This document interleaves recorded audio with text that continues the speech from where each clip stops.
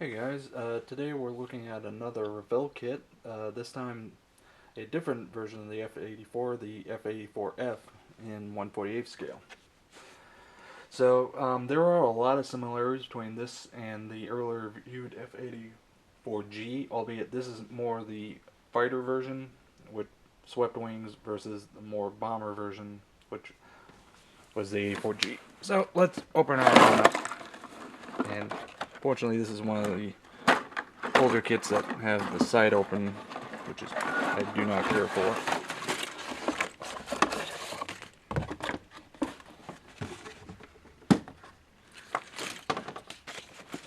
Alright.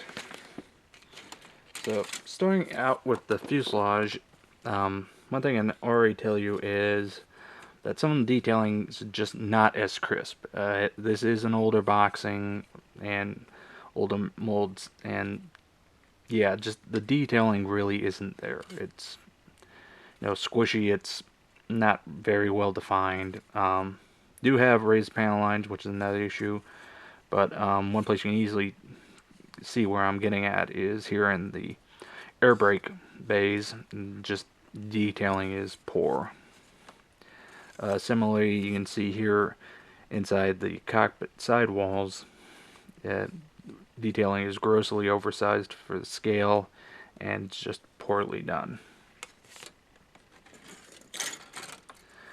Next up, we've got the lower wing halves. Again, you can see the difference between the earlier viewed A4G and this F with the much larger swept wings.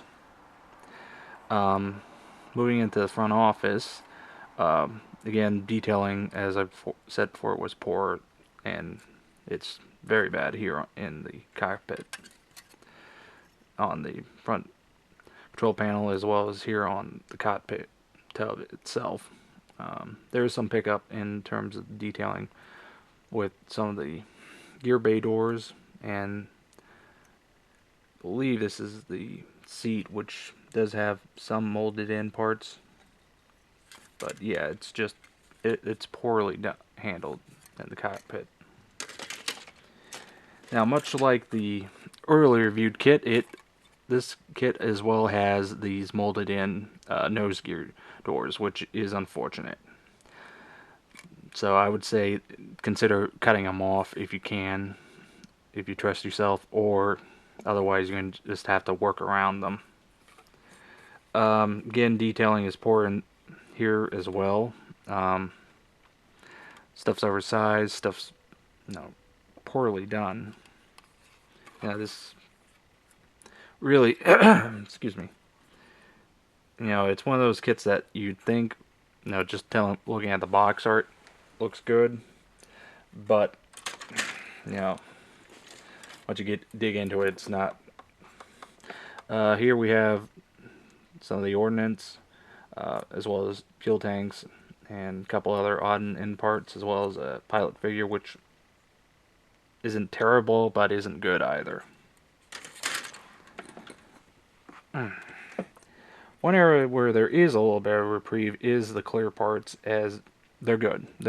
I got nothing to complain about here. Now, one way it appears Revell has tried to make up for their poor kit is by throwing in a nice decal sheet. As this does give you a lot of options, a couple different schemes, and they're all printed very well. Only thing I will say is, if you're going with the German aircraft, you're in stencil hell. Saw this with the F-105 that I reviewed previously, and just it drags on and on and on. So moving on to the instruction sheet, it's laid out much the same way as the 105 that I reviewed previously is, and you see a lot of the same issues. I mean, overly complicated and just poorly done instructions, so you need to pay very close attention, make sure you're doing everything right.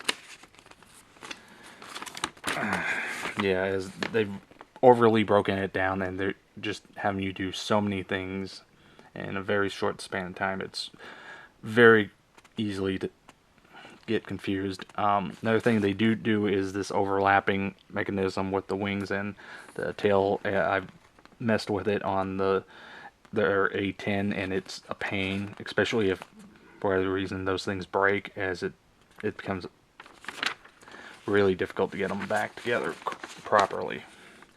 As I said before, get two different German aircraft. Again, stencil hell.